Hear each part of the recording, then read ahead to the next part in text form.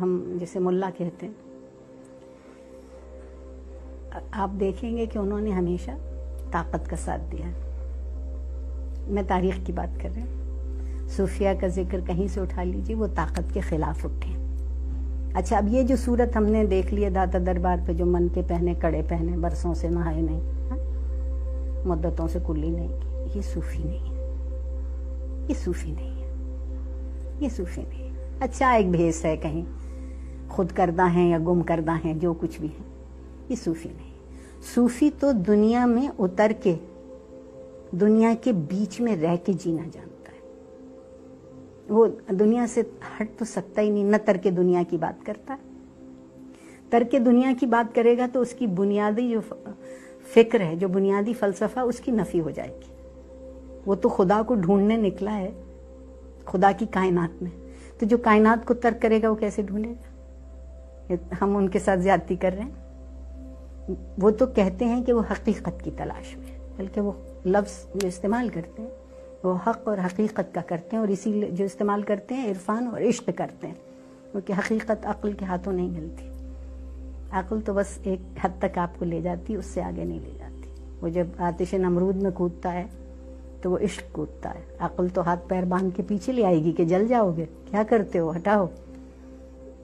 مگر ایک اندر سے آپ کے عرفان ہے، ادراک ہے، نہیں، اگر کسی چیز پر یقین ہے اور پختہ ہے تو یہ اس آگ سے گزر جانا کوئی مشکل بات نہیں. یہ عشق نہیں ہے آسان، بس اتنا سمجھ لیجئے، ایک آگ کا دریا ہے اور پیر کے جانا ہے.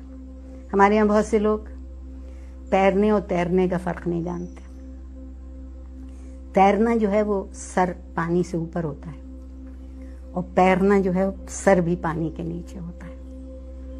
تو جب آپ بالکل اس دریا میں سے گزریں تب کی بات ہے. اس لیے صوفیہ کے ہاں سے یہ کہہ دینا، اور مولوی کو صوفی کیوں نہیں اچھا لگتا؟ کیونکہ صوفی دیواریں نہیں کھڑی کرتا، پل بناتا ہے. مولوی دیواریں کھڑی کرتے ہیں. صوفی کا خدا رحمان ہے، رحیم ہے، اور درگزر کرنے والا ہے. ملا کا خدا سارا دن ایک چابک لیے بیٹھا ہے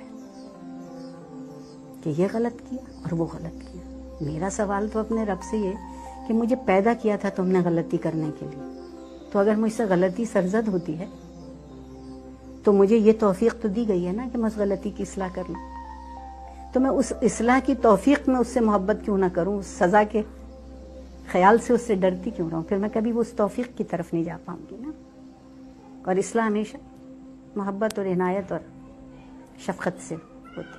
تو صوفی ترک دنیا کا تو قائل ہی نہیں ہے، وہ تو دنیا کی دلدل میں گھسا ہوا بیٹھا ہے، اور پھر اسے یہ کمال حاصل ہے کہ یہ دنیا اسے چھو کے نہیں گزرتی.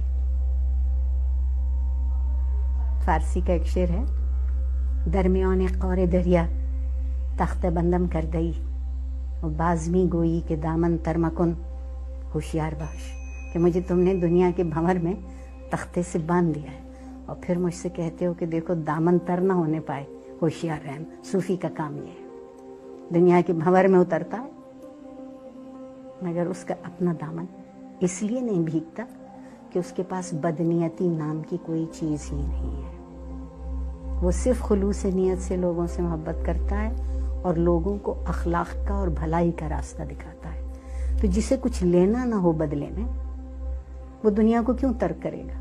ترک دنیا کی باتیں تو وہ کرتے ہیں جو حد سے زیادہ دنیا میں ان کا نفس الجھا ہوا ہے. صوفی کو تو دنیا نظر ہی نہیں آتی، اس کے نزدیک تو وہ دنیا ہی اصل حقیقت اور کائنات ہے، وہ اس کا فرق ہی نہیں کرتا. تو اس کے ترک کی بات کیسے کرے گا؟ یہ تو تضاد ہو جائے گا کہ جسے ڈھونڈنے نکلا تھا اسے پہلے ہی مٹا دیا، پھر کیا ڈھونڈے گا؟